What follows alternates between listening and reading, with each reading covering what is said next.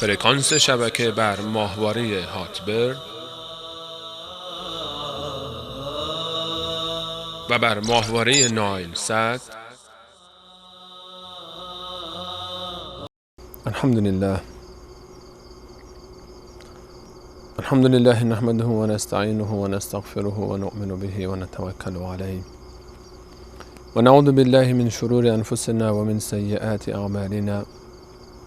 من يهده الله فلا مضل له ومن يضلله فلا هادي له. ونشهد أن سيدنا ومولانا محمدا عبده ورسوله بلغ الرسالة وأدى الأمانة ونصح الأمة فكشف الله به الغمة وجاهد في الله حق جهاده حتى أتاه اليقين.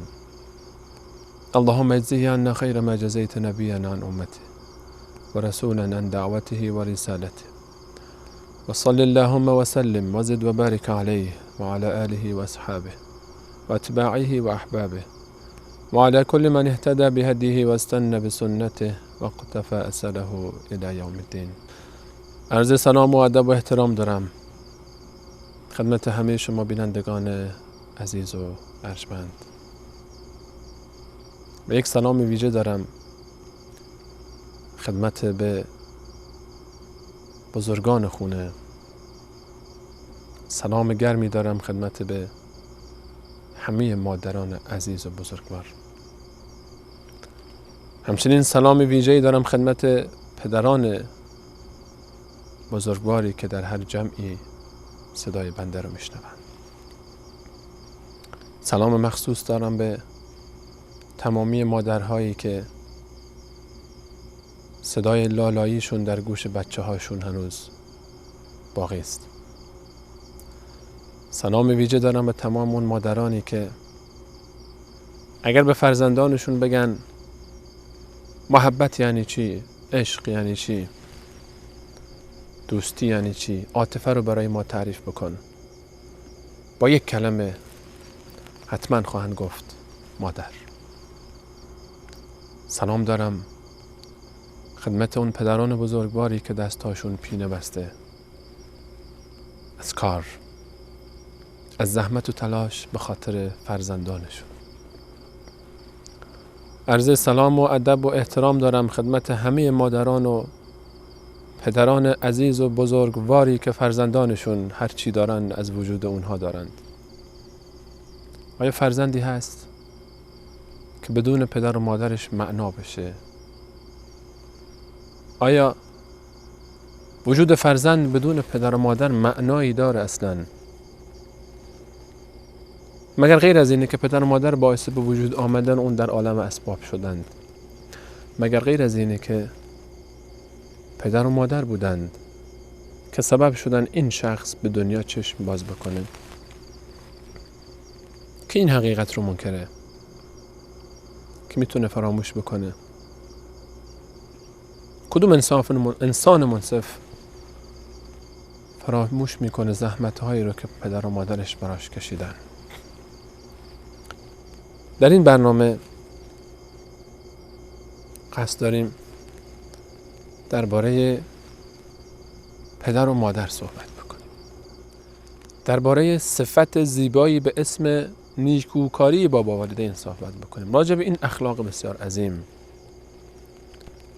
راجع به این دو موجود گرانقدر، راجع به این دو هدیه آسمانی، راجع به این دو ثروت عظیم که وجودشون در خانه برکته، وجودشون در زندگی خیر و برکته و احترام به اونها، نیکی به اونها بزرگترین عبادته.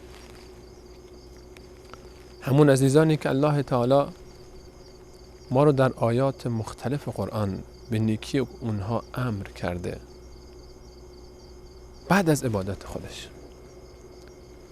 در آیه 151 سوره مبارکه انعام فرمود قل تعالوا اتل ما حرم ربکم علیکم. بیایید اون چیزهایی رو که برای شما خداوند حرام کرده برای شما بازگو بکنم. پیامبر من به اونها بگو الا تشرکوا به شیئا و بالوالدین احسان. اینکه شرک نکنید، با من کسی رو شریک قرار ندید، و بالوالدین احسانا، و با پدر و مادر خودتون نیکی کنید. بعد از شرک متصلاً نیکی به پدر مادر ذکر شده. اشاره به این معناست که بزرگترین گناه شرکه و بعد از اون تمرد از دستور پدر و مادر. دقیقاً شبیه این تعبیر رو در آیه 36 سوره مبارکه نساء می‌بینیم. و اعبدوا الله ولا تشركوا به شیئا و بالوالدین احسانا. الله رو عبادت کنید، کسی رو با اون شریک قرار ندید و با پدر و مادرتون نیکی کنید. با پدر و مادرتون نیکی کنید. شبیه این تعبیر رو دوباره در سوره مبارکه اسراء می‌بینیم. در آیه 24 و قضى ربك الا تعبدوا الا اياه. پروردگارت امر کرده، حکم کرده، فیصله کرده که جز او رو نپرستی. و بالوالدین احسانا. بعد از عبادت خداوند، بعد از حق خودش، مستقیم حق پدر و مادر رو ذکر میکنه. و بالوالدین احسانا. به پدر و مادر نیکی کنید. پدرتون، مادرتون، به اونها نیکی بکنید. اما یبلغن عندك الكبر احدهما. اگر یکی از اونها نزد تو به سن پیری رسید، او کلاهما، یا هر دوتاشون، فلا تقل لهما اف. حتی اف هم نگو بهشون. اف، این چه کاری بود کردید؟ اخم نکن. کوچکترین انواع بی احترامی رو انجام نده. ولا تنهرهما. فریاد نکش بر سرشون. صدا تو بالا نبر پیششون. و قل لهما قولا کریما. به بهترین نوع سخن بگو باشون، به بهترین وجه ممکن، محترمانه ترین صورت. بی احترامی نکن بهشون. واخفض لهما جناح الذل من الرحمه. از روی محبت، از روی عاطفه، از روی عشق، بال تواضع رو در پیش پای اونها پهن کن. شونت رو پایین بگیر. تکبر نکن، غرور نکن، تندی نکن، پرخاش نکن سر پدر و مادرت. و قل رب ارحمهما کما ربیانی صغیرا. همیشه دعای خیر بکن به حالشون. دعا بکن در حقشون. بگو خدای همون جوری که در بچگی منو بزرگ کردن، تربیت کردن، به من محبت کردن، ترحم کن به اونها. اونها رو در سایه الطاف خودت بگیر. خدایا عزیزترین های من رو در عمر من که پدر و مادر منن ببخش و بیامرز.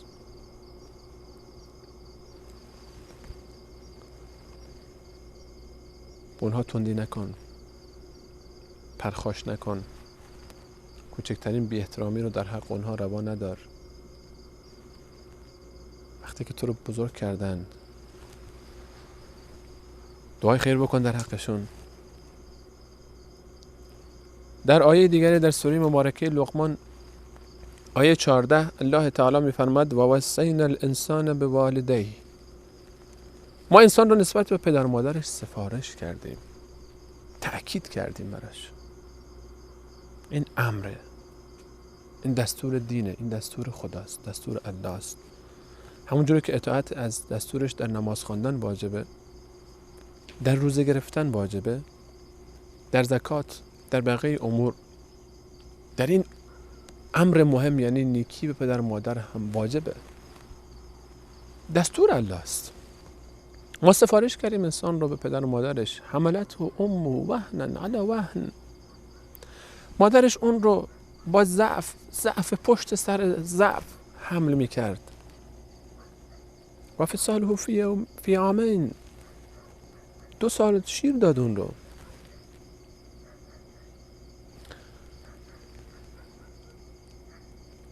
اگر ما یادمون نیست، حداقل دور و بر رو دیدیم. وقتی که مادری برای فرزندش حامله است، 9 ماه تمام چه مشکلات، چه مشقات، چه سختی هایی رو تحمل میکنه. و بعد از به دنیا اومدن بچه 2 سال شیر میخوره. در این 2 سال مادر وقتی که بچه خودش رو میبینه، بچه رو بلند میکنه، بو میکنه، میبوسه، در بغل میگیره، بچه مادر رو کثیف میکنه. بچه پدری رو که اون رو در آغوش گرفته لباس پدر رو کثیف میکنه، بدن پدر رو کثیف میکنه. پدر خوشحال، پدر ناراحت نمیشه، پدر اندوهگین نمیشه. کار 1 روز 2 روز نیست، نه 1 روز، نه 2 روز، چند سال اول زندگی همش همینه. هر روز شب پدر خواب نداره، استراحت نداره، روز تا شب کار میکنه به خاطر فرزند و مادرش. شبها جیغ بچه، فریاد بچه پدر رو به خواب نمیگذاره. مادر شبها خواب نداره، روزها همش مشغوله به نظافت بچه، به پریشانی بچه. بچه تب میکنه، شب مادر تب کرده، مادر پریشانه، مادر نگرانه، پدر نگرانه، پدر مریضه، پدر سر کار حاضره، نگرانه، پریشانه، آروم نیست، سر کارش حاضر نمیشه. چیه؟ فرزندم تب کرده، بچم مریضه، بچم آروم نیست. 2 سال تمام بچه شیر نمیخوره. شیر خوش پیدا کنید، بازار، این داروخونه، اون داروخونه، این طرف، اون طرف. برادرها اسیرن، این بر میرن، اون بر میرن، بابا میره پیش این، پیش اون، بچه تب کرده، بچه مریضه، پیش این دکتر، پیش اون دکتر، این بیمارستان، اون بیمارستان. خوابت کجاست؟ بچم بیا غذا بخور، بچم مهمونی داریم، بچم دوستان اومدن، بچم بریم سفر، بچم حج بریم، بچه‌مو چیکار کنم؟ سفر عمره بریم، بچه‌مو چیکار کنم؟ درس، دانشگاه، بچه چیکار میکنه؟ بس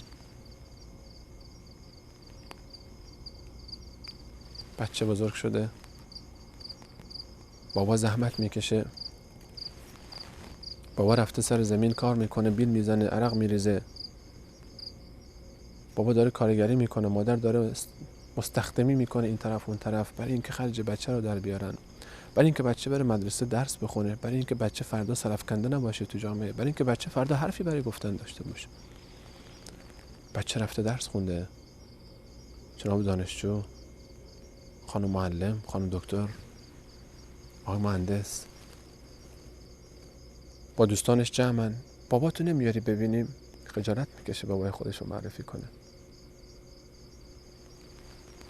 بابا بی سواده، مادر کلاس 3 و 4 رو بیشتر نخونده، خوندن نوشتن فقط بلده، بعضی خوندن نوشتن هم بلد نیست. مادر شهرستان اومده تو شهر نشسته، مادر روستایی بوده، بابا روستاییه، روش نمیشه به دوستاش بگه، خجالت میکشه از اینکه باباشو بقیه معرفی بکنه.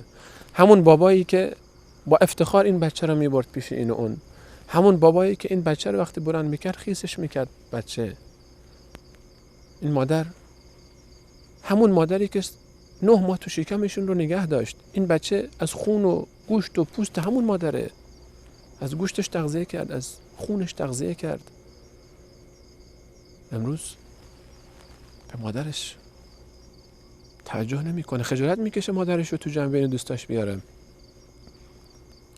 مادر تو نیا آبروی ما رو میبری، سوتی میدی، شما بلد نیستی درست صحبت بکنی، کلاست به ما نمیخوره.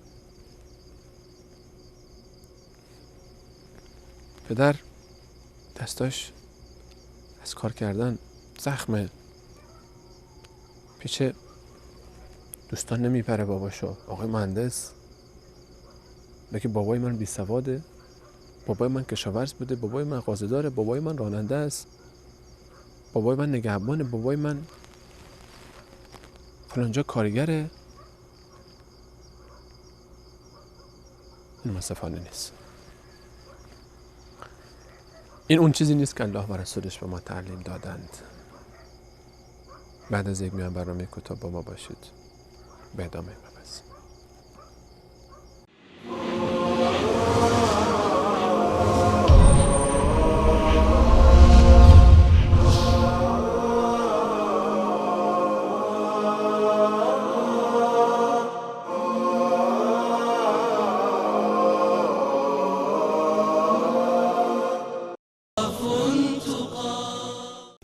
با عرض سلام مجدد، قدر پدر و مادرمون رو بدونیم. خطاب من به همه اون عزیزانی است که هنوز پدر و مادرشون در قید حیاتن. اون عزیزانی که پدر و مادر یا یکی از اونها رو از دست دادن، در آخر این مبحث انشالله با اون عزیزان هم درد دلی خواهیم داشت. آیه 14 سوره لقمان رو با هم بررسی می کردیم که الله تعالی فرمود و فصاله فی عامین، 2 سال تمام مادر تو رو شیر داده، فراموش نکن. نه 1 روز، نه 2 روز، 2 سال. 2 سال تمام یک انسان به تو خدمت کرده، با محبت، با علاقه، با عشق، لذت برده از این محبت، از این خدمتش به تو. سپاسگزاری کن. انشکر لی ولی والدیک. ما اینها رو به خاطر این میگیم که من الله رو که ولی نعمت تو هم تشکر بکنی. انشکر لی ولی والدیک. و پدر و مادر خودت رو هم تشکر بکنی که بعد از من ولی نعمت تو اونهان، بعد از من بزرگترین منت رو بر تو گذاشتن در دنیا، در دین الله و رسولش، در دنیا بدون شک پدر و مادر. انشکر لی ولی والدیک. حضرت عبدالله ابن عباس مفسر بزرگ صحابه، پسر عموی رسول الله صلی الله علیه و سلم، میفرماید 3 جفت کلمه، 3 ترکیب در قرآن کریم، یکی بدون اون دیگری کامل نمیشه. حتما باید اون 2 تا اجرا بشن. نمیشه که یکی رو اجرا بکنید انجام بدید، دومی رو شما فراموش بکنید. اولی اطیع الله و رسول. این 2 تا متلازمن، با همن. اطاعت از الله و اطاعت از رسول الله صلی الله علیه و سلم. نمیشه که کسی از الله اطاعت بکنه و رسول الله صلی الله علیه و سلم رو اطاعت نکنه، که من یطع رسول فقط اطاع الله. هر کسی که از رسول الله صلی الله علیه و سلم اطاعت بکنه از خود الله اطاعت کرده. دومی اقیم الصلاه و اتو الزکات. نماز خواندن بدون زکات، زکات بدون نماز امکان نداره. کسی که نماز میخونه زکات پرداخت نمیکنه، نمازش جایی رو نمیگیره بعداً بهش. این 2 تا جدایی ندارن. در تمام آیات قرآن نگاه بکنید بجز یک بار در سوره مؤمنون که به خاطر خشوع در نماز بین این 2 تا فاصله افتاده، الذین هم فی صلاتهم خاشعون، بعد زکات ذکر میشه. همه جا این 2 تا با همن. و سوم همین بحث، انشکر لی ولی والدیک. تشکر بکنی از من الله ولی نعمت تو در کل عالم و از پدر و مادر خودت. امکان نداره انسان سپاسگزار نعمتهای الله باشه و شکرگزار پدر و مادر خودش نباشه. انشکر لی ولی والدیک الی المصیر. فراموش نکن که عاقبت تو به سوی من برمیگرده. یعنی چی؟ یک روزی حساب کتاب تو پیش من میافته. این دستوراتی که به تو داده میشه اینها رو فراموش نکن، اینها رو جدی بگیر. و ان جاهداک علی ان تشرک بی شیئا ما لیس لک به علم فلا تطعهما. اگر تو رو دستور دادن به این که برخلاف اعتقاد اسلام، برخلاف دین، در مسیر شرک از اونها اطاعت بکنی، این مورد خاص را فقط اطاعت نکن. اما و صاحبهما فی الدنیا معروفا. با این وجود حتی اگر تو رو به شرک دعوت دادن، حتی اگر تو رو به بدترین چیز دعوت کردن، اطاعت نکن. ولی این باعث نشه که به اونها بد رفتاری بکنی. حتی اگر تو رو دعوت به شرک دادن، گفتن شرک بکن، کفر بکن، ندای غیر الله داشته باش، باید احترام اونها رو بگذاری، باید با اونها با نیکی برخورد بکنی، باید با زبون خوش با اونها صحبت بکنی. فریاد نکشی سرشون، داد نزنی سرشون، توهین نکنی، تحقیرشون نکنی، خوردشون نکنی، با زبون خوش با اونها صحبت بکن. ابراهیم بار علیه السلام، وقتی حضرت ابراهیم علیه السلام پدر خود رو که مشرک بود و کافر بود صحبت میکنه و باش سخن میگه، چطور صحبت میکنه؟ یا ابت. در سوره مبارکه مریم چند بار حضرت ابراهیم علیه السلام خطاب میکنه پدر خودش رو، یا ابت لا تعبد الشیطان، یا ابت انی اخاف ان یمسک عذاب من الرحمن، یا ابت چرا کسانی میپسی که نمیشنون و نمیبینن، یا چرا پیرو شیطانی؟ بابا جان چرا این کار میکنی؟ به من علم رسیده که این کار شما اشتباهه. تا جایی که بابا گفت ارجمنک و اهجرنی ملیا، سنگسارت میکنم ابراهیم، برو از پیش من دور شو، گم شو. با این وجود بعد از این گفت سوف استغفر لک ربی، سلام علیک سوف استغفر لک ربی. از طرف من شما در امان باش، من به شما توهینی نمی کنم، من هیچ بدی به شما نخواهم کرد، در امانی از طرف من. درود من بر شماست و از الله برای شما طلب مغفرت می کنم که الله من رو نخواهد راند، که بعدا الله تعالی حضرت ابراهیم علیه السلام رو از من کرد از استغفار برای مشرک. من اشکر لی ولی والدیک، از من الله تشکر بکن و سپاسگزار باش و از پدر و مادر خودت. حضرت عبدالله بن مسعود میفرماید که من روزی از رسول الله صلی الله علیه و سلم پرسیدم بهترین عمل نزد الله چیست؟ فرمود الصلاة علی وقتها افضل الاعمال. الصلاة علی وقتها، بهترین عبادت ها یکی نماز سر وقتش. قلت ثم ای، گفتم بعد از اون چی یا رسول الله؟ قال بر الوالدین. قلت ثم ای، گفت نیکوکاری به پدر و مادر. گفتم بعدش الجهاد فی سبیل الله. این روایت رو بخاری و مسلم با هم نقل کردن. رسول الله صلی الله علیه و سلم نیکی به پدر و مادر رو از جهاد، نوک قله اسلام، جهاد، چیزی که امت اسلام رو زنده میگذاره، از جهاد هم بالاتر میدونه. نیکی به پدر و مادر از جهاد مهمتر شمرده شده در این حدیثی که بخاری و مسلم روایت کردن. و که در حدیث دیگری که باز بخاری و مسلم روایت میکنن و حضرت عبدالله بن عمرو بن عاص رضی الله عنهما از رسول الله صلی الله علیه و سلم روایت میکنن که شخصی آمد پیش رسول الله صلی الله علیه و سلم گفت یا رسول الله ابایعک علی الجهاد والهجره والهجره والجهاد، با شما بیعت میکنم بر هجرت و جهاد و ابتغی الاجر من الله، اجر پاداشش رو از الله میخوام. رسول الله صلی الله علیه و سلم فرمود آیا والدینت زندن؟ آیا یکی از والدینت زندن؟ گفت بله یا رسول الله، بحمدالله هر دو تا زندن. و تبتغی الاجر من الله، و اجر پاداش رو از الله میخوای؟ بله یا رسول الله. حضرت فرمود برو با اونها با نیکی رفتار بکن، برو با اونها با بهترین وجه رفتار بکن. این عبادت از جهاد برتر دانسته شد. و بلکه اگر شمای فرزند، شمای مخاطب من، نور چشم من، اگر میخوای بدونی که پدر، اگر میخوای بدونی که الله تعالی از شما راضی هست یا نیست، یک راه وجود داره. حضرت عبدالله بن عمرو بن عاص رضی الله عنه باز روایت میکنه، روایت ترمذی که اون رو صحیح دونسته حاکم روایتش رو روایت میکنه که رضا الله فی رضا الوالدین، رضایت الله در رضایت والدین، و سخط الله فی سخط الوالدین، و به عبارت صحیح‌تر سخط الله فی سخط الوالدین. رضایت الله در رضایت والدین و نارضایتی الله در نارضایتی والدین. هر کسی که پدر و مادرش ازش راضی نیستن چطور توقع داره که الله ازش راضی باشه؟ الله امر کرده، سفارش کرده، تأکید کرده که نیکی بکنم اینها. وقتی نیکی نمیکنه چطور انتظار داره که الله تعالی اون رو ببخشه؟ و رسول الله صلی الله علیه و سلم در روایتی که امام نسائی به سند صحیح ذکر میکنه فرمود 3 نفر هرگز به بهشت وارد نمیشن. در روایت دیگه لا یکلمهم الله یوم القیامه، الله تعالی روز قیامت سخنی نمیگه با اینا، هیچ توجه به اینا نداره. العاق لوالدی، کسی که حق والدین رو نافرمانی میکنه، احترام نمیگذاره به پدر و مادر خودش، توهین میکنه با اونها. والمرأة المترجله، زنی که خودش رو شبیه به مردا میکنه، دوست داره مثل مردا لباس بپوشه، دوست داره مثل مردها صحبت بکنه، دوست داره مثل مردها بگرده، دوست داره مثل مردها زندگی بکنه.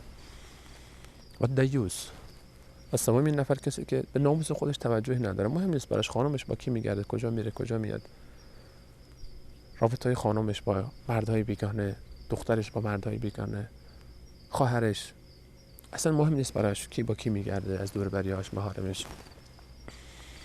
حضرت صلی الله علیه و سلم فرمود این 3 گروه هرگز به بهشت نمیرن.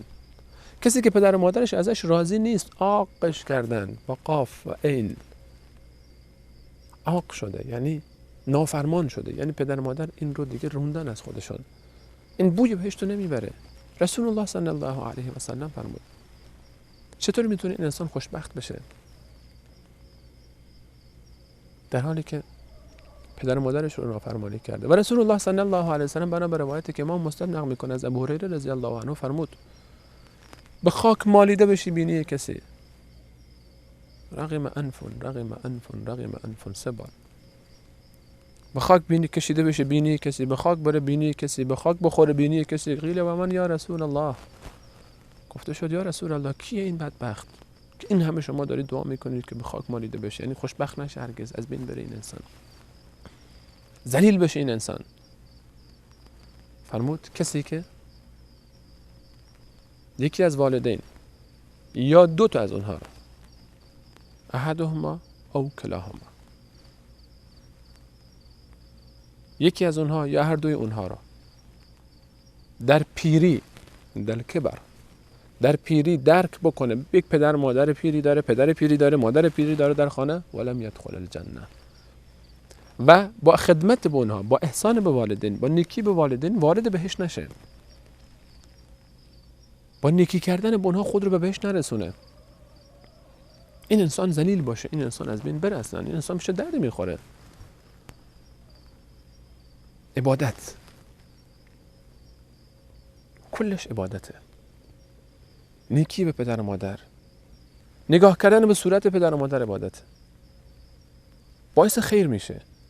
و رسول الله صلی الله علیه و سلم فرمود بی احترامی به پدر و مادر، توهین به پدر و مادر، کسی که به پدر و مادرش بی احترامی میکنه، توهین میکنه، در همین دنیا قبل از آخرت جزای اون رو خواهد دید.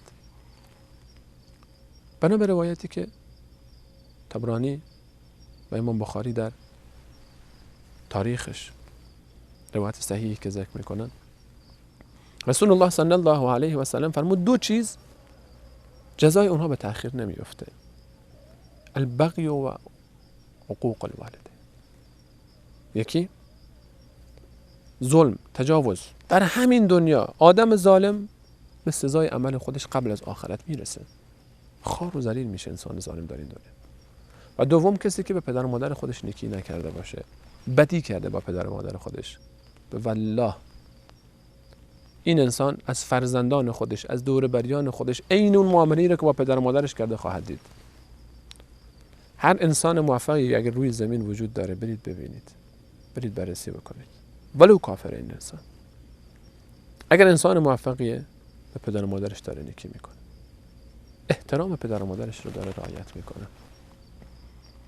ولو کافر هم باشه.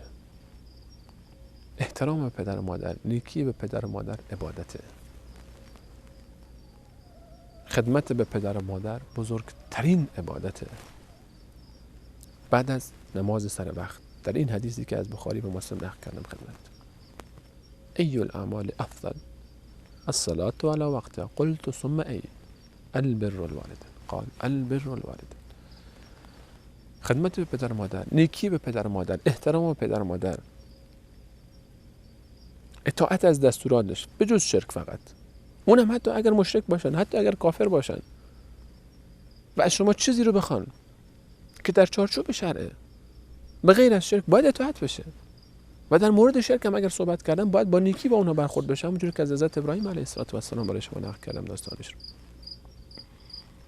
و این یک افتخاره برای انسانی که با پدر و مادر خودش نیکی میکنه. وقت ما به پایان رسید، اما مبحث ما هنوز تمام نشده. همین عزیزانی که پدر و مادرانتون رو دوست دارید، و میتونم که همه شما خوبان و بزرگواران پدر و مادران خودتون رو دوست دارید، ما رو یاری بکنید در قسمت بعدی هم به همراهی بفرمایید تا این موضوع رو بیشتر انشاءالله با هم دنبال بکنیم در ضوء آیات نورانی قرآن کریم و حدیث صحیح رسول الله صلی الله علیه و سلم. کسی که از پدر و مادرش یتیم به دنیا آمد اما امتی را پدری کرد، یتیمی که پدر امتی شد. صلی الله علیه و آله و سلم و آخر دعوانا الحمد لله رب العالمین.